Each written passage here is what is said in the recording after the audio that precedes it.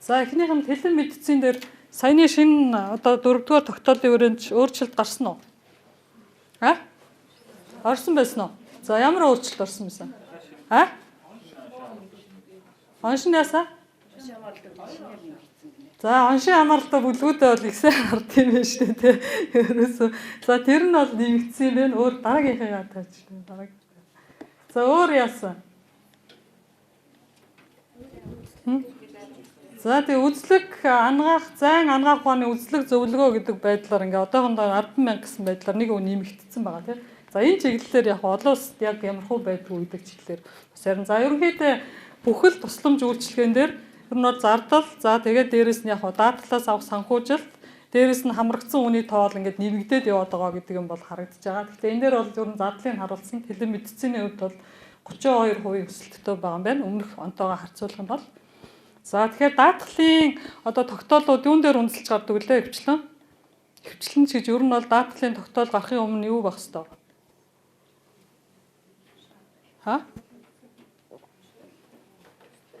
Даатгал бол өөрөө яг юу хийдэг гол байгууллагын гол зорилго нь юу вэ? За худалдаа авахч байгууллага байгаа тийм илүү санхүүжилтийн чиглэл дээр илүү ажиллаж байгаа. Тэрний өмнө юу хийх ёстой? За хууль эрх зүй дээрэс нь бодлого нь тодорхой байх ёстой тийм учраас өвчлэн яамны тушаалууд байдаг. За энэ дээр тэлэн мэдцийн дээр бол ямар тушаал байна? За миний олж харснаар бол яг энэ 13 оны одоо энэ бол шинжлэгдэж байгаа гэж бол ярьсан. Гэтэ нэлээд дээр үеийн тушаал байгааз тэлэн мэдцээний одоо үндэсний сүлжээг ашиглах журам гэдэг. Одоо яг энэ байгууллага дээр тэр албан байгаад байгаа ш тэлэн мэдцээ нэгд бол нэлээд олон жил бид нар хэрэгжүүлээд хийгээд явж байгаа үр дүнтэй. За ингээд энэ чиглэлээр бол энэ журмынх нь хүрээнд энэ нэлээд олон зүйлүүдийг зохицуулж өгсөн юм билээ. Одоо энэ 13 дугаар 13 оны 330 дугаар. За энэ дээр бол яг ямар байгууллага ямар үүрэгтэй оролцохын аль эмнэлэг нь ямар чиглэлээр тэлэн медицинийхаа тусламж үйлчилгээг үзүүлэх юм. За тэгэхээр яг дүүргийн эмнэлгүүд бол авдаг юм уу? Тэлэн медицины тусламж үйлчилгээг төрөлцсөн мэргэжлийн эмнэлгүүдээс авч байгаа юм одоо? Өвчлэн хөдөө орон нутагтай холбогддог юм уу? Авч аа? Үгүй юу? Шууд эмчээд дуудаад үзүүлчихдэг баг тийм. Гол нь нөгөө зөвлөх хэднүүсээ аваад шууд дуудаад үзүүлчихдэг. Тэгэхээр илүү орон нутгуудад тэгэхээр энэ тушаалт дурдсанаар бол таад бол оншоо сайн мэдж штэ тийм. Бүлгүүдээ бол даатгалын сая нэмсэн альсан гэдгийг. Энэ бол энэ тушаалт дурдсанаараа ийм чиглэлүүдээр бол тэлэн медицины тусламж үйлчилгээг одоо чиглэлд илүү төлхөө хөгжүүлнэ гэдэг нь бол байгаа юм билэ. Одоо энэ дээр бол мэдээж шинжлэгдээд явахаар илүү. Тэгэд энэ дээр чинь бол энэ одоо гол нь энэ тусламж үйлчилгээ бид нар одоо өглөөнөөс хойш яриад байгаа ш. Бид нар бол тоо хэмжээний хувьд бол хангалттай хийж байна тий. Бүх тусламж үйлчилгээ. Одоо энэний чанарын асуудал бол үнэхээр чухал байна, үр дүн чухал байна гэдэг тэр. Тэгэхээр тэр чиглэлийнх нь юм бол энэ тушаалтууд дээр байдаг шүү гэдгийг би бас онцолж хэлэх гээд байна л да. Тэгжээж эрүүл мэндийн байгууллагууд энэ тушаалуудынхаа хүрээнд яг юуг хэн ямар үүрэгтэй яаж оролцоод юуг хийх үү гэдгээ сайн биелүүлж ажиллаж тэр чинь өөрөө яг үр дүн одоо чанартай гарна гэсэн үг ш. Яг процесс буюу үйл явц нь өөрөө зөв байж ээж. За түрүү хэлсэн одоо ингээд олон улсад бол ялангуяа ковидын дараанаас эхсүүлээд тэл консультейшн буюу ингээд одоо тэлэн медицин дээрээ нэмээд тэлэн медицин чинь энэ хоёрын ялгаа нь юу гэж бодож байна? Тэлэн медицин буюу тэл консультей одоо зөвлөгөө хоёрын нөгөөдөг нь юу юм? Нэг нь үзлэг онцлогоо юу? Хамтарсан юу юм? Хуралдаа юм уу? За өмнөх юун дээр бас харалцсан байсан. Тэлэн медицины хувьд бол өвчний эмч эмчийн хооронд хийгдэж байгаа шүү дээ. Эмч эмчийн хооронд. Тэгээд тэр тэлэн медицины тусгай сүлжээг ашиглаж байгаа. Энэ бол бас нууцлал нөгөө юу мэдээлэл дамжуулах зураг одоо дүрс бүх юмыг дамжуулах чад юу нь бол илүү өндөр түвшин. Одоо тийм болохоор тэр тоног төхөөрөмжүүдийн суйрлуулж байгаа шүү дээ. Чи инженер өдрөө ажиллаж байгаа. Тэл зөвлөгөөний хувьд бол бид нар эмч болон өвчтний хооронд хийгдэх боломжтой. Тэгээд утас одоо юу видео юу одоо ялангуяа сүүлийн үеийн одоо ялангуяа ковидын дараанаас эхсүүлээ бид нар зөндөө олон одоо хурал зөвлөгөөн ч гэсэн дандаа ингээд нөгөө цахим юу болж шүү дээ. Тэрнтэй байлцсан байлаа. За ямар чиглэлүүдээр илүү хөгжүүлж байгаа гэж байна. Өвчлөлүүдийн үед одоо энэ тэл зөвлөгөөг өгөх боломжтой гэж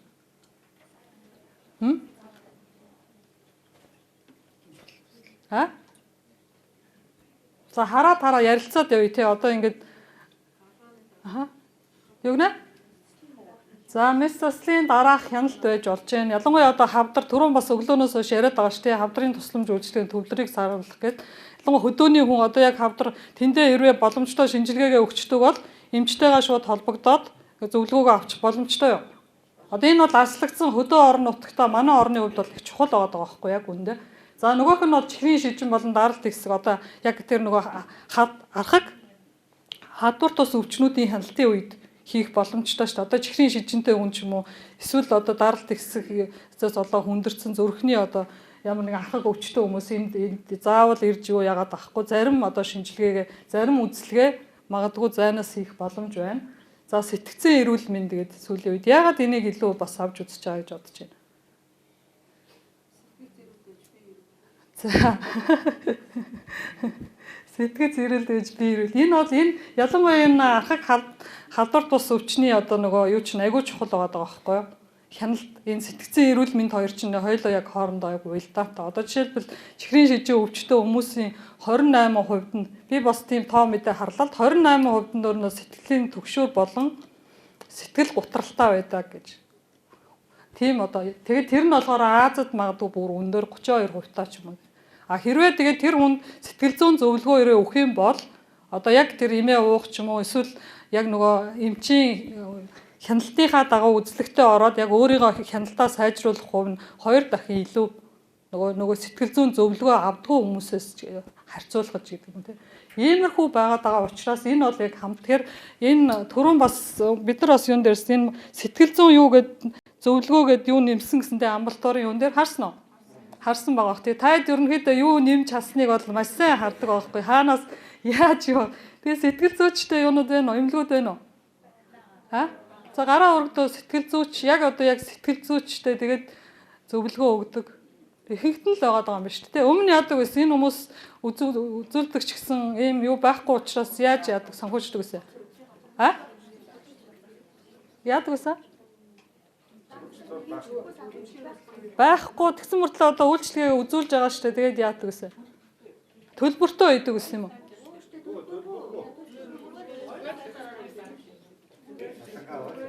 За зарим нь төлбөртөө өгдөг гэсэн юм байна те. А танаа бол нэг бол төлбөртөөгөр хүмүүс хийлгэж боломжтой байсан гэсэн юм уу? А зарим нь бол шууд ингээд юунда ерөнхийдөө юун дотроо ороод тэгээд явцдаг байсан гэсэн юм байна те. Санхүүжилт авахгүй. За энэ бол нэг нэмэгдэж байгаа зүйл. За тэгэхээр бас яг ялангуяа нөгөө ковидтой холбоотой энэ ханиад томоо юуны хувьд бол бас хэрэглэх боломжтой юу? Телеконсультацийн хувьд боломжтой юм ээ. За тэгээд цар тахлын үед ингээд арьсны бас нэг тууралдад өвчин эднүсийн үед. Тэгэхээр энэ бол бас бусад орнууд бас л иймэрхүү чиглэлээр илүү бас хөгжүүлээд явж байгаа. За давуу сул талууд нь бол ойлгомжтой юу гэж бодож байна? Мэдээж сул талууд гэж байгаа тийм давуу талууд бол байгаа шүү дээ. Ялангуяа аслагдсан одоо орон нутгийн хувьд за иргэнд бас илүү ээлтэй. Одоо олон дахин найс цаашаа явахгүй. Эмнэлгийн ачаал яг буурна. Гэхдээ бас зохицуулалт бас шаардлагатай баг тийм хизээ нь яаж тэр тэл зөвлөгөөгөө яаж өгөх үү гэдэг юм бол гарч ирэх баг. За тэгээд ялангуяа халдварт өвчнүүдийн хувьд бол тархалтыг бууруулахад ач холбогдолтой. За сул талууд бол мэдээж байгаа. Тэгээд нөгөө энэ үйлчлэгийг нэвтрүүлснээрээ бас яаж нөгөө нэг хяналтыг нээх үү гэдэг асуудал бас их чухал. За тэрний бас чанарын асуудал бас их чухал гэж байгаа тийм. За тэгээ энэ маань бол яагаад энэ тэл зөвлөгөө энэ телемедицин эднэр гэдэг чинь өөрөө цаад том утга нь бол бас л одоо энэ өвчтөн төвтөө юм цогц тусламж үйлчлэгээ үзүүлэхэд аль хэлбэрээр нь үзүүлвэл тухайн өвчтөнд илүү ээлтэйгээр цогц тусламж үйлчлэгээ үзүүлэх үү гэдэг рүү илүү чиглэж байгаа. Тэгээ энэ дээр бол жишээлбэл энэ Шинэ Зеландад одоо энэ амбулаторийн болон нөгөө яралтай 3 цагийн дотор яралтай тусламж үйлчлэгийг ямар хэлбэрүүдээр үзүүлж болох юм бэ гэдэг юугаа ингээд хэлбэрээ бол ингээд стандарт болгоод баталдаг юм байна л да. Тэрийг бол би бас энд оролцсон байж байгаа. Яа тэгэхээр бид нар бол яг ингээд эмнэлэг бас нөгөө нэг тусламж үйлчлэгээнийхээ зохион байгуулалтыг бас сайжруулахдаа тухайн иргэнд яг ямар байдлаар тусламж үзүүлэх нь илүү одоо иргэн төвтэй болох уу те. Одоо цогц байдлаар шийдэхгүйгээр яриад байгаа шүү дээ. Манайх те цогц гэдэг амбулаторийн цогц гэдэг ингээд тэр нь одоо хурц өвчнийх үү архих үү гэж ингээд яриад байгаа шүү. Гэхдээ цаад том зорилго бол ерөнхийдөө ялангуяа манай иргэд чинь ингээд нэг хит хитэн хавсарсан нөгөө нэг архаг өвчтөй хүмүүс байгаа даа шүү дээ. Тэгээд тооц ямар өвчлүүд өвчлэн хавсарсан хүмүүс өвчлэн ирж байна таад дээр. Ер нь ганцхан ч юм уу чиглэлээр ингээд өвчтөй ч юм уу хүмүүс бас ховор үстэй. Ховор шүү дээ. Яг нийтлэхээр ямар өвчлүүд ингээд хосолцсон байдлаар ирж байгаа хүмүүс их байна. За зөрөг судас. Аа. Тэгэл чихрийн шижинтэй болвол тэгэл таргалалтаа тэгэнгүүтээ яах вэ? Даралт нь ихсдэг ч юм уу ингээл. За дээр нь нэмээд магадгүй бас нөгөө хуучин Б, С-гийнхаа улмаас бас гепатиттай ч юм уу. Тэгээд тэрнээсээ хамаарат ингээл.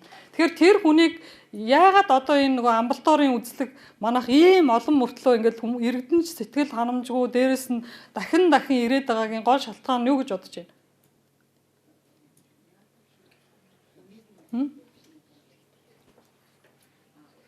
Үнэхээр шаардлагатай үедээ ирээд яг тэр хүссэн тусламжаа аваад явж чадахгүй байгаагаас дахин ирээд байгаа нэг шалтгаан мөн үү?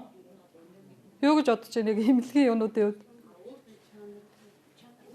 Тэгэхээр чинь яг одоо үзүүлж байгаа тусламжийнхаа чанарыг сайжруулъя гэдэг л айгүй чухал нэг мессеж бол өгөх гээд байгаа шүү дээ. Одоо бидний өнөөдрийн маргаашийн сургалтуудын гол зорилго бол мэдээж тоо хэмжээний араас гэхээсээ илүү яг үр дүнг санхүүжүүлье.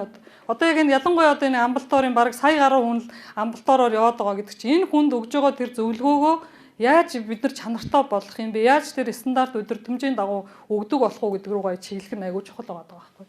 За энэ дээр бол энэ ногооноор тэмдэглэсэн нь болохоор энэ нөгөө одоо утас видеогоо ашиглаад ингээд өгж байгаа энэ хэлбэр нь. За ингээд нэг өвчтөн, нэг эмчтэй, биечтэй, эсвэл нэг өвчтөн хэд хэдэн эмчтэй эднэргээд ингээд өөр маягаар та амбулаторийнхоо ямиг бас зохион байгуулах боломжтой байгаа байхгүй юу? Яг одоо яг нэг олон мэрэгчлэлтний багийн үзлэг гэдэг байдлаар ингээд нэг эмч яагаад хэд хэдэн хүнтэй бас өгөөд тэр нөгөө сэтгэл зүйн зөвлөгөө ч юм уу бас өгж болохгүй тий амбулаторийн юуны ажилтна гэдэг. Тэгэхээр эндээс бас санаа авах болов гэсэн байдлаар энийг бас оруулсан байна. За дараагийн. За тэгээд ерөнхийдөө тэл зөвлөгөө гэдэг ингээ олон улсын туршлагаас харах юм бол яг энийг бас нэг юм утас видео ашиглаад нэг тусламж үйлчилгээ үзүүлэх гэхээсээ илүү бас тогтолцооных нь хүрээнд бас юуг авч үзэх үү гэдгийг аягүй чухалд авч үздэг. Ямар өвчнийг оруулахын. За тэгээ ямар одоо нөгөө нэг платформыг ашиглахын тий. Тэр нь бас нууцлыг хадгалсан байх хэвээр өвчтний одоо мэдээлэл нууцлалтаа мэдээлэл байж байгаа учраас за тэгээд хууль эрх зүйн хувьд бол ямар нэг хэмжээгээр одоо удирдамж эдэр нь бас гарах хэвээр тодорхой хэмжээний удирдамж төр одоо ингээд нөгөө биечлээд нэг өвчтөн эмч ингээ үзүүлэхэд хүртэл ингээд бараг эмчнэр зөвлөгөө өгөхгүйгээр ингээд бараг үзэгчгүй байна гэсэн гомдлууд хүмүүс их гаргаж байгаа шүү дээ. Зөвхөн шинжилгээ хараад шинжилгээ бичээл ингээд нэг гаргадаг нэг ийм юм руу илүү яваад байна гэхэд тийм байгаа нөхцөлд яг ингээд бас зайнаас бид нар ч гэсэн яг ингээд тулаад сургалт хийх өөр дээрэс нь онлайнаар өөр шүү дээ. Тэгэхээр тийм байдлаар онлайнаар өгнө гэхэр чинь эмч нар тэнд байгаа хүмүүс бас аягүй сайн сургалдах хэрэгтэй байхгүй юу? Яг ямар асуулт асуух юм? Тэнд нь яг хүмүүстээс бас юуг нь одоо илүү тодруулж тэр хүнд зөвлөгөө өгөх юм бэ гэдэг. Тэгээ н анхаг өвчний нөгөө өвчтөө хүмүүсийн хяналтын зөвлөгөө гэдэг бол шал өөр юм байгаа байхгүй юу? Одоо яг энэ чиглэл рүү манай эмч мэрэгчлийн нэмлийнхэн аягүй чухал явах хэрэгтэй. Одоо яг нэг шинэ өвчин ингээд илрүүлэх гээд байгаа биш байгаа байхгүй бид нар. Тухайн тэр анхаг өвчнийг нь тэр хүн яаж энийгээ нөгөө илүү урт хугацаанд хянаад одоо хөгжлийн бэрхшээлээ сэргийлэхийн те наслалтаа уртсахын гэдэг рүү илүү чиглэж байгаа учраас энэ бол айгүй чухал. Одоо яг энгийн байдлаар тэр хүмүүст яаж тийм зөвлөгөө нэг өсөндөө зан үйлийг нь өөрчлөх тийм зөвлөгөөнүүд өгнө гэсэн үг шүү дээ. Тухайлбал одоо нөгөө би бол жишээлбэл бас юм ч юм ш тэгэнгүүтээ ингээд нэг яагаад таргалахаар даралт ихсдэг гэж бид нар ингээд яриад байгаа шүү дээ. Тэгээ яагаад тэгэж бодож байгаа та хэд? Яг ямар механизмаар ингэж холбогддог гэж бодож байна. Одоо энэ хүн тайлбарлая гэж бодъё л та. Ингээ та ингээ таргалаад ах юм бол ингээ даралчин гиснэ гэд. Одоо мэдээж бас эмчээр ажиллаж байсан ч гэсэн хүмүүс байгаа шүү дээ, зөвлөгөө өгөөд. За миний хувьд бол нэг хоол зүйчийн үг сонсож байхдаа за 1 кг хүнд биеийн чинь нэмэхэд 3.5 км хялгасан судас үүсдэг. Тэгэхээр яг уу хэрвээ 10 кг та нэмсэн бол хэдэн километр судас үүснэ гэсэн үг? 35. За тэгээд тэрэнд хурж үйлчлэхийн тулд яг уу зүрх ачаална шүү дээ. Зүрх ачаална. Тийм болохоор ингээд та хэрвээ жин нэмэх юм бол одоо ингээд таны одоо зүрхчин ачаалаа дээрэс нь даралчин ингээд их схемач гэдэг юм. Яг ингээд эмч хүний хувьд ч гэсэн яг тэгж бодонгууд нэрээ тийм гээд хүмүүст ингээд нөгөө нэг гэр бүлийнхаа хүмүүс ч гэсэн тайлбарлахаар нөгөө хүмүүс ч арай илүү нөгөө энгийнээр ойлгож авдаг ч юм ингээд яг тиймэрхүү байдлаар бид нар яаж энгийнээр одоо хүмүүст нөгөө нэг мэдээлэх үү гэдэг нь өөр айгуу чухал. За энэ бол ингээд тэл одоо мэдцийн зөвлөгөөтэй холбоотой. Тэгэхээр яг энэ дээр бол бас тодорхой би төгсгөлд нь бас хэлэхээр тодорхой бэлтгэл ажлууд хийгдчихэж энэ юу бол бас хэрэгжнэ гэдгийг бол хэвээр. За дараагийнх нь өдрийн эмчилгээ. За энэ бол чиглэлүүдийн хэд хуваагдж байгаа. Бүгдийг таад үзүүлж байгаа тийм ээ. Гемодиализ үзүүлж байгаа. За өдрийн эмчилгээгээ өдрийн мэс засал, эмийн эмчилгээ, за бусад гэдээ хуваачж байгаа. За тэгэнгүүтээ эдгээр маань бол хамгийн гол одоо энэ тогтоолоор орсон өөрчлөлтмөр бол ихэнх нь нөгөө төлөвлөгөөт архаг гэдэг рүү орчоод байгаа шүү дээ. Тийм болохоор тоо хэмжээний хувьд хязгаарлагдана гэдэг асуудал бол яригдахаар байж байгаа. Тийм болохоор энд илүү юу гарч оруулсан. За ерөнхийдөө бол өдрийн эмчилгээ бол мэдээж хэвтүүлийн эмчилгээтэйгээ харьцуулбал ямар вэ? Ялгаа нь юу вэ? Яагаад энийг бас дэмжиж цааш нь хэрэгжүүлэе гэдэг байдлаар дэлхийн нийтэд ч гэсэн ингэж авч үзээд байгаа гэж бодож байна. Тийм. Харьцуулах юм бол зардал бага. За иргэндээ ч гэсэн ээлтэй мэдээж эмнэлэгт байс гэртээ байх хоёр өөр үстэй. Дээрэс нь эмнэлгийн халдвар, эмнэлэг гэдэг чинь бол бас дотоод халдвар гэл тэр юм бол маш их газарч бид нар л ингээл жоохон амархаараа ч юм уу монголчуудын сэтгэлгээгээр л хэвтий гэдэг ойлголт байдгаас биш. Бусад орны хувьд бол аль болохоор тий халдвар юутай газар эмнэлгээс сартгаалах халдвар ихтэй газар учраас аль болох яаж эмнэлэгт очихгүй байх уу гэдэг байдлаар ханд. Тэгэхээр за тэгээд хорт хавдрын хийм болон одоо бай туяа эднэр бол бас энд орж байгаа. За дээрэс нь за тэгээд гол юу бол мэдээж яа цааш нь бол мэдээж дэмжин те хэвтүүлгийнхээ оронд мэдээж өдрөөр эмчүүлэх юм бол гэхдээ яг үндэ шаардлагатай үндэ хийж гин үү шаардлагатай нөгөө нэг шатлалдаа бас энэ тусламж чинь очиж гин үгүй юу хийж гин үгүй юу гэдгийг айлуу сайн авч үзэх хэрэгтэй баг. За хавдрын хийм мэдрийн эмчилгээний хувьд бол ерөнхийдөө гол яригддаг зүйл бол тэр нөгөө нэг хордлого тайлах ч юм уу нэг гаж нөлөөг бууруулах ингээд эмүүд нь бас ингээд тэр багц оншийн хамааралтай бүлэг дотроо орсон боловч тэр нь хийгдэхгүй байна гэсэн үг л их гаргадаг юм билээ шүү дээ. Иргэдийн хувьд бол хийгдэхгүй учраас тэрийг гаднаас авдаг гэсэн том асуудал яригдж байна.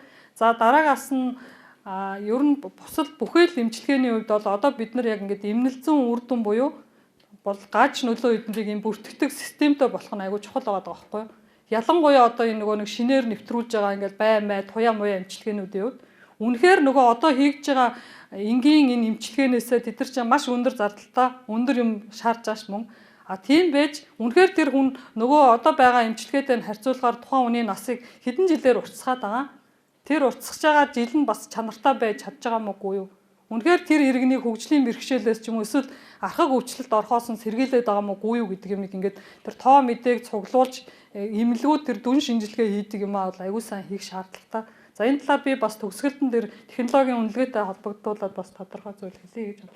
За ингээд юуны хувьд бол мэдээж нэмэгдсэн бас бүх тусламжийн хувьд харагдж байгаа энэ дээр одоо жишээлбэл өдрийн эмчилгээний зардал одоо хэд байсан 20 онд 8 тэрбум билүү байснаа одоо 82 болчиход байгаа юм биш үү? 23 онд одоо 24-д одоо хэд болох юм? За энэ даатгалын байгууллага дээр одоо ингээд тоо мэдэн дээр бол ямар байдлаар дүн шинжилгээ хийх боломжтой болсон тийм. За хамрагдсан хүний тоо ч гэсэн ингээд нэмэгдсэн. 27 3 дахин нэмэгдсэн. За дээрэс нь нөгөө саяныхаа эмчилгээнүүдийнхаа төрлөөр ч гэсэн ингээд бүгд ингээд нэмэгдсэн байж байгаа. Тэгээ эдгээрийгээ бас яг уу дараагийнх нь гаргач. Эдгээрийг ингээд харьцуулаад харах юм бол бас арай жоохон өөр дүр зураг илүү харагдан. Дотор нь жоохон задлаад авч үзвэл. За жишээлбэл гемодиализ тусламж үйлчилгээний хувьд одоо хуучин чинь ингээд нэг хэдэн хүнч яг тусламж аваад байгаа ингээд дандаа ингээд нөгөө давхарцсан тоогоороо тохиолдлоороо явдаг байсан ш манайх. Одоо бол манай даатгалын систем дээрээс бол бид нар яг ингээд давхардаагүй тоогоор яг хэдэн иргэн түүнээс тэгвэл тусламж аваад байгаа юм бэ те бүр хийн. Тэгээ энэ иргэд рүү ч гэсэн одоо нөгөө мессеж явуулаа та үнэхээр аль эмнэлгээс тусламжаа авсан төлбөр төлсөн үү төлөөгүй юу гэдэг ингээд маш нарийн хяналт хийх бас боломжууд нэлээд бүрдсэн байж байгаа. За сүүлийн 3 жилд яаж өссөн бэ нөө? Гемодиализийн тусламж нийт хэдэн ордог гэж байна? За 2135 34 гэж явж байгаа бол 24 онд бүр ингээд 365-аар нэмэгдсэн юм билээ. Яагаад ингээд огцом нэмэгдсэн юм бол? Юу гэж бодож байна та? Ямар одоо ингээд энэ талаар ингээд судлах ингээд тоо мэдээ бол үнэхээр ингээд нөгөө харьцуулж тодорхой чиг хандлагыг харахын нэг давуу тал бол үнэхээр яагаад ингэв гэдэг асуултууд бүгдэн дээр нь гарч ирж байгаа. Юу гэж бодож байна? Гинт нэг жилийн дотор огцом ингээд нэмэгдчихдэг юм. За тэгээд тэр нөгөө нэг тохиолдлын тоо санхүүжилтийг харах юм бол 2000 орчим хүнд ингээд 38 тэрбум төгрөг гэдэг бол үнэхээр бас их мөнгө үстэй. Нэг иргэнээр тооцоолд ингээд Тэгэхээр энэ өвчлөл чинь бол ингээд бөөр орлуулах эмчилгээгээд өмнө нь бол одоо саяны дээр олон тусламж үйлчилгээнүүд явж хэрвээ сайн чанартай явах юм бол аль болохоор олон хүнийг ийм гемодиализ эмчилгээнд яаж оруулахгүй байх уу гэдэг маань бидний гол бодлогын чиглэл болох юм шүү дээ. Одоо тэр ахах халдварт бус өвчнүүд чинь өөрөө ийшээ энэ рүү хийхэд хүрэж байгаа. За тэгээд олон улсын дунджаас ч гэсэн өндөр одоо энэ нөгөө нэг эрүүл мэндийн сайдын 22 оны юм тушаал байдаг юм бил. Яг гемодиализ эмчилгээгээд тэн дээр болохоор энэ тархвар 100 гэдэг нэг хэсэг байгаа. Би одоо тэр тушаалыг бас нэлээд харсан. Тэн дээр бол жишээлбэл олон улсад болохоор 1 сая хүнд нэг 180-аас 200 орчим хүн гемодиализд ордог гэсэн ийм тоо мэдээ. А манад бол 350 гэсэн саяд. Тэгэхээр хэрвээ саяд 350 гэх юм бол манайх хэд орчим хүн уг нь орохоор байна. 1000 гаруй л байгаа зү тэ. Гэтэл 2000 хэдэн зууч гэдэг юм. Тэгэл яг ийм юмд хүрэхэд үнэхээр манай систем за энэ тусламж үйлчилгээгээ өөрөө хэр үр дүнтэй үзүүлж байна. Дээрэс нь бас энэ хүргээд байгаа тэр шалтгаанчнууд чинь одоо юу байгаа те? Бөөрийн гломерулонефрит одоо тэгэл дээрэс нь чихрийн шижим ингээл яг нэг өрмөц ус юунууд байгаа шүү дээ. Тэднээс бид нэр сайн хянаж яаж ийм байдалд хүрэхгүй байх уу гэдэг нь өөрөө айгүй чухал. За нөгөө нэг юм нь бол яг ингээ улс хувийн эмнэлэгтийн харьцаа ихэнхдээ болохоор 22 онд болохоор 72% нь улсын эмнэлэг үзүүлээд 28% нь болохоор хувийн эмнэлэг үзүүлдэг гэсэн мөлий. Одооний санхүүжилтийнх нь авж исэн. Одоо бол баг эсрэгээр болчиход байгаа байхгүй. 37 нь улс 60 эдэн хувь. Яагаад ингэж ийм богино хугацаанд ингэж улсын үзүүлж исэн юм хувь руу шилжчихсэн бол та юу гэж бодож байна? Ямар шалтгаанаар? Бүх эмнэлгүүд юу та те? Гемодиализта ер нь бол те байх ёстой шүү дээ. Энэ бол угаасаа ойчр ачааллаас болоод хүн амын өвчлөлнийх болоод нөгөө улсын эмнэлгээр ойчр ачаал нэг болохоор хувьдаа ойчргүй.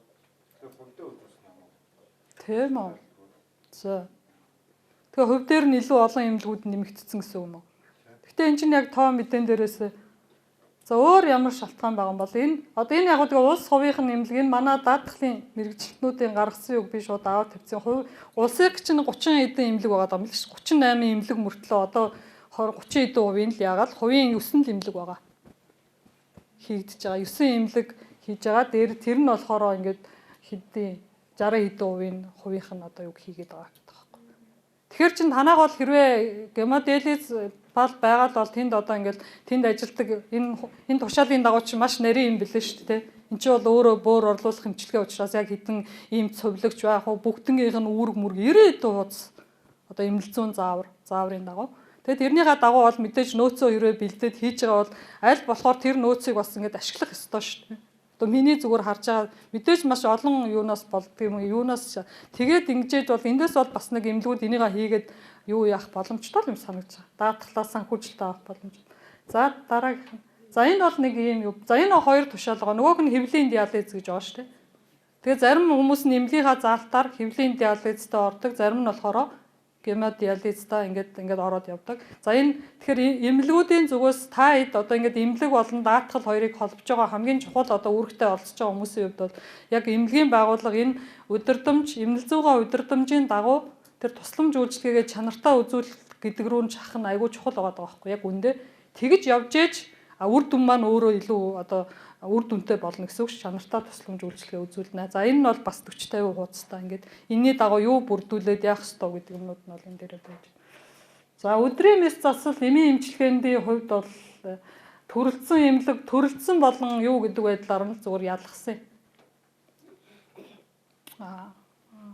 Дүүргийн эмнэлэг гэдгээр за эндээс ингээ харах юм бол энэ эхнийх нь өкснөгт болохоор яг энэ манай төрөлцсөн эмнэлгүүд 22, 23, 24 онд яг мэс заслын санхүүж хэдэн өдрийн мэс заслаар хэдэн төгрөгийн санхүүж даатгалаас авсан бэ гэдгийг харуулсан байж байгаа. За энэ дээр бол ингээ буурах хандлагатай байгаа зү тэ 1.3, 1.7, 1.5 гэдэг ийм байдлаар эмийн өдрийн эмчилгээ нь бол жоохон ингээд нэмэгдэж байгаа зүгээр мэдрийн харж байгаа өнцгөөс бол өдрийн багадгүй төрөлцсөн нарийн мэрэгжлийн эмнэлгүүд бол өдрийн мэс заслан нараа нэмэгдэх одоо тэгж явах юм бол угаасаа тэд нар чи өдрөөр илүү мэс заслаа хийх юм бол түрүү хэлсэн шүү дээ өөр ашигтаа дээрэс нь зардал хэмнэнэ гээд. Тэгэхээр энэ нь яагаад буураад байгаа юм бол юу гэж бод. Одоо та хэд бол илүү сайн мэдчихэж байгаа бах тийм. Одоо жишээлбэл зарим эмнэлгүүд бол ингээ 24 онд өдрийн мэс заслаас хийгээгүй эмнэлэг байх шүү. 23 онд ч юм уу. санал авч ирсэн. Нодлон авлуудаа эрүүл мэндийн яам урчин шавснаа бараг. За. Их солино гэдэг. Тэрүүгээр бол нөгөө өдрийн эмчилгээний өвчний түүхийг арай хялбаршуулсан болгоно. Одоо л хэдэн дээр адилхан өвчний түүх хийж ирсэн. Эмчилж чинь баг 7-8 удаа аав ээгүй өглөнгөдөө үдээсээ шүл цаад нөгөө гарах болчихсон ш. Тэрнээс бол эмчтэр ер нь өдрийн дургу. Тэгээд яалч төлөвлөгөө өгөөж шахдаг хэвдэн дээрээ ойрч энтертэй болохоор авдаг болохоос эмчтэр бол тэр бичгийн ажил маш их. Ажилтнаар 2 цагтар болчихно. Тийм үү. Босод бид бичих юм маш их. Гэхдээ тэгэхээр яа тийм хэвтүүл бичиг юм ихтэй учраас хэвтүүлчихье гэдэг юм.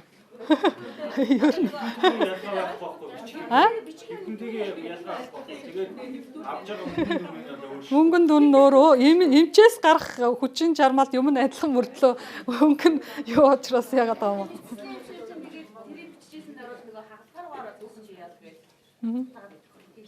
Тэгэл хэвтүүлчихье гээл тэгээд юм уу. Эсвэл тэгээд яг хавдрыг би бүр авч үзсэн шүү дээ. Танайх бол голчлонгоо нөгөө юу л хийх юм бэлээ ш. Хөхний хоргоо хавдар тэгээд дээрэс нь нөгөө юу өөхий эдийн болгон ингээд арьс юуны хоргоо хавдруудын үед юу хийдэг. Энэ нэг миг бол зарим бүр байхгүй л 24 юу өмнө 22 оноос өсөлтөд.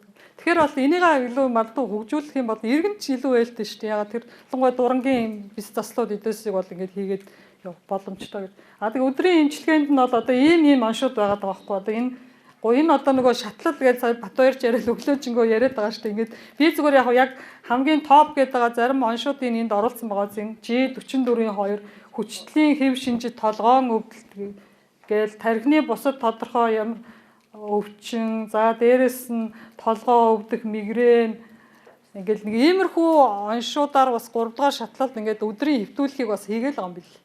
Өдрийн нөгөө эмийн эмчилгээ хэвтүүлэх ш эмийн эмчилгээ бас гэдэг. Энийгээ бас харж үзэх ёстой байна гэсэн юм бол бас харж байгаа яг. Яг тэгэхээр нийтлэхээрээ ингээд харахаар ингээд өсөд байгаа л нь шүү дээ тий. Өдрийн мэс засалч өсөөл ингээд. Гэтэ яг дотор нь ингээд харахаар үнэхээр ингээд шатлалдаа тохирсон байдлаар юмаа хийж гэнэ үү яг бодлогын зорилтынхаа хүрээнд байна уу юу гэдгийг бас илүү авч үзэх ёстой болов гэдэг бүр эмнэлгүүдийнх нь юугаар оруулсан байгаа ш. За дараагийнх дээр нь юуг харуулсан? Дүүргийн эмнэлгүүд. Дараагийнх нь нэг. За энэ дээр болохоор одоо тэр мис ер нь бол өдрийн эмчилгээ мис аль нь юун дээр дүүрэг дээр бол нэмэгдээд байгаа юм бэл. Тэгээ зарим нь бол бүр энэ хийж байгаануудын л энд оруулсан байгаа шүү. Хан уул бол нэлээд хийж байгаас хан уулын нэгдсэн эмнэлэг. Одоо ерөөсө 22 онд хийдгүү байж байгаад 24 онд бүр 24 тэрбум гэсэн үг энэ одоо. Юу лээ? Тийм баг тий. Сая юм аа. За 24 сая пиот. За тэгээд баг энэ нийт хийс 50 хэдэн % байгаа тоххой дүүргийн эмнэлгүүдэд хийсэн өдрийн мэс цэцлүүдийн. Тэгэхээр тэр юугаа бас олоод харцсан байгаа даа гэсэн үг шүү дээ гэсэн да хийж гин гэсэн үг. Энэ бол бас нэг хийгээд явах юм чиглэл нь бас мөн байж байна. За төрхүүдийнх бол тэр доор байж байгаа аль нь хийгээд явж байна. За энд бол нэг анхаарал татж байгаа юм энэ Баян зүрхийн эрүүл мэндийн төв дээр л өдрийн эмийн эмчилгээ бол маш өндөр юм билээ. Бусад дүүргүүдээс бараг 4-5 дахин их өндөр. Ямар шалтгаантай тэгж хийгддэг юм бол бай. Одоо ингээл тий эрүүл мэндийн төвн шүү, төвн.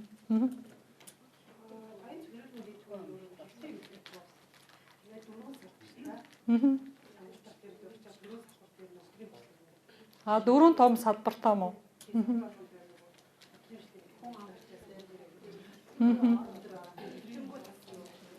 Тэгэд энэ хоёр одоо энэ хоёроос ч өндөр бол одоо энэ сонгон архин чинь хамгийн олон хүн амтаа штэ.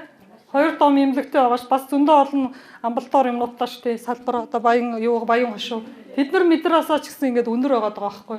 Ер нь бол цаашдаа энийг бол нөгөө бенчмарк юм буюу одоо яг энэ ойролцоо төвшний ойролцоо тусламж үйлчилгээ үзүүлдэг эмнэлгүүдийг хүн амтаа харьцуулаад ингээд хоорондоо харьцуулж үзээд эндээд яагаад ийм шалтгаан юу байна? Яагаад зарим маш бага үзүүлж जैन, зарим нь их үзүүлж जैन гэдэг юм энэ дээр дүн шинжилгээ хийгээд цаашдаа энийг нь бас илүү тодруулах юмнууд бас хийгдэн, даатгал дээр бас хийгдэл явж байгаа. Одоо бол яг тэгэхээр яг анхаарал татгууц юмнууд бас байгаа үстэй энэ дээр. Хүн тийм зарим нь бол тийм байгаа. Эднээ бол гэхдээ яг нөгөө юу нь бол Баян зүрхийн юуг оруулаагүй багшгүй тий. Нэг нь болохоор хувьчлагдсан эмнэлэг байгаа даа шүү дээ тий. За иймэрхүү юмнууд бол зүгээр яг эднэр одоо нарийн шинжилгээнүүд энэ дүн шинжилгээнүүд бол дааталтай хийгдэж байгаа. Зүгээр энд бол зарим нэг юмнуудын л одоо та хэдийн энд оролцож байгаа хүмүүсээс оруулаад гаргацсан. За тэгээд цаашдаа ер нь юу сайжруулах уу анхаарах гэдэг дээр мэдээж телемедицины дээр удирдамж эдрийн шинжилэгдэх шаардлагатай мөлий. Дээрэс нь яг тэл зөвлөгөө гэдэг дээр бол наривчлсан удирдамж стандарт ч юм өөрөө гарч иж Тэгээд одоо яг ямар тусламж үйлчилгээнд дээр чиглэлүүд дээр ямар хүмүүст энэ зөвлөгөөг өгөх юм, ямар апп ашиглах юм гэдэг энэ нарийн удирдамж эднээс нь илүү сайн гарах ёстой. Тэгээд дээрэс нь хэрвээ тэл зөвлөгөө өглөө гэхэд хөнгөлтөө юмтайгаа бас яаж уялдах юм ч гэдэг юм ингээд энэ юмнууд марж ирнэ. За өдрийн эмчилгээн дээр тэр яг ер нь бол гол хэлдэг байгаа санаа бол үнэхээр шаардлагатай төвшөндөө тэр үнэхээр хийх ёстой хүмүүст нь л тэр тусламжаа үзүүлээч л гэдэг мессежийг бол таад үнэхээр өгөх ёстой өөрсдөө эмнэлгүүдийн хувьд ч гэсэн түүнээс нэг за энэ тусламжаас нэг тэжнээ санхүүжилт олчих гэдэг байдлаасаа одоо тэр үе бол одоо өнгөрөөд ирнэ гэсэн үг ш нэг хэсэг бол яг тэгж явлаа штэ тоо хэмжээний араас одоо бол ер нь манайчдгүй дэлхийн нийтээр ерөнхийдөө яг үн цэнийг санхүүжүүлээ үр дүн санхүүжүүлэх гэдэг юм руу илүү чиглэж байгаа. Тухайн мөнгө үнэхээр яг хэрэгтэй юмаа санхүүжүүлээгээд. За энэ туяа бай эмчилгээний хувьд ерөнхийдөө цаашдаа энэ технологийн үнэлгээ гэдэг юмыг нэвтрүүлэхээр ярьж байгаа. Эрүүл мэндийн технологийн үнэлгээгээд одоо ялангуяа даатгалаас за энэ дээр ч илүү яригдж байгаа. Ялангуяа энэ бай эмчилгээ нь маш үнэтэй юмнууд орж ирж байгаа. Туяа дээр ч гэсэн үнэтэй юм тоног төхөөрөмж орж ирээд байж байгаа учраас үнэхээр технологийн үнэлгээ хийжээж үнэхээр тэр эмнэлзэн үр дүн өндөртэй хүнд одоо амьдралын чанарыг сайжруулсан тусламж үйлчилгээг илүү санхүүжүүлдэг болъё гэсэн энэ чиглэл рүү. За энэ дээр бол одоо энэ ялангуяа энэ Азийн хөгжлийн банкны төслийн хүрээнд одоо яг тусламж үйлчилгээний багц хариуцсан зөвлөх одоо миний яг ажлын байрны хүрээнд бол энэ эрүүл мэндийн технологийн үнэлгээний чиглэлээр одоо багцыг боловсруулад энийг нэвтрүүлэх гэдэг юм чиглэл байж байгаа. За тэгээ технологи гэхээр яг энэ дээр бол илүү бусад орнуудын туршлага эдгээр судлах үйл ажиллагаанууд бол нэлээд хийгдээ явж байгаа. Одоо бараг 20 гаруй жил ингээ бусад орнуудад хэрэгжээд. За тэгээд үнэхээр одоо энэ үр дүнтэй гэсэн тусламж үйлчилгээгээ даатгалын сангаасаа санхүүждэг энэ үнэлгээн дээрээс үндэслээд юм. За энд юу авч үзгөө технологи буюу интервенц гэдэг дотроо юм байж олон, онцлогооны онцлогоор байж олон, дээрэс нь хэрэгсэл тэ эмнэлгийн бас нөгөө нэг тусламж үйлчилгээ, нийгмийн эрүүл мэндийн интервенц ч юм уу. За тэн дээр тодорхой юуг илүү үнэлдэг гэхээр гол нь яг энэ аюулгүй байдал, за тэр эмнэлзэн үр дүнтэй байдал буюу яг зардлынх нь үр дүнтэй байдал гэдгийг одоо нэг жил хүнийг чанартай урт наслуулах зардал нь одоо хэд байгаа юм бэ гэдэг дээрээс нь үндэслэж илүү одоо эдийн засгийн тооцоо хийж гаргадаг.